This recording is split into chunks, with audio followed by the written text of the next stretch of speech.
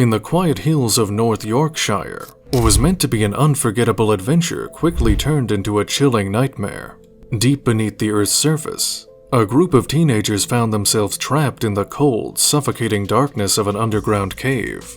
As the clock ticked and the water rose, panic set in, and their only hope rested on a guide's desperate attempt to lead them through the perilous tunnel.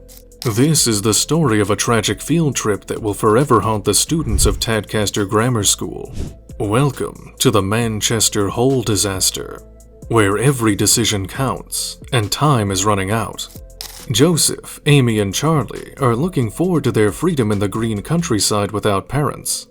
They were 13 and 14 years old, in their final year before high school. The Christmas holiday was just around the corner, and spirits were brimming with youthful energy. The group set out for Burley Park Outdoor Education Centre in North Yorkshire. It was only the first day of the much-anticipated trip, and the children were broken into smaller groups to begin the first activity. There were around 100 pupils divided into 9 groups. Amy, Charlie, and Joseph were with 8 other pupils, and their math teacher served as an adult supervisor. Some groups went to walk and explore the river. Others would be fishing and rock climbing. This gang would descend into the Notterdale cave system for some underground adventure. The Manchester Hole was one of the more interesting areas of this cave system. Walking around on the surface, it appeared to be a small hole in the earth, but it actually led to a massive cave inside. The camp guide who would conduct their exploration was a 17-year-old volunteer who had previously explored all of the caves. The pupils lowered themselves into the hole one by one, following the guide's directions. There was a little tunnel leading to a large room. The kids were astounded to see a massive room beneath the ground, which appeared to be nothing more than a hole in the ground from the outside. All 13 members of the group were roaming around the room, climbing on rocks.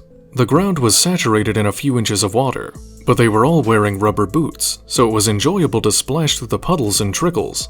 This room's ceiling was 50 feet high, with stalactite formations growing down from the top in an area approximately the size of a football pitch.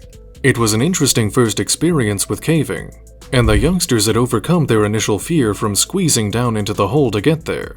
After crossing through the cave, another tunnel led from this room into the next.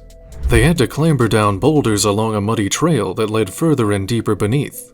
After a few minutes, the tunnel opened into a much larger space, but nothing like the first. This area had a lower ceiling and was narrower, but there was still enough space for the 11 youngsters to crawl around and explore, but their boots kept them comfortable as they walked through the muddy bottom.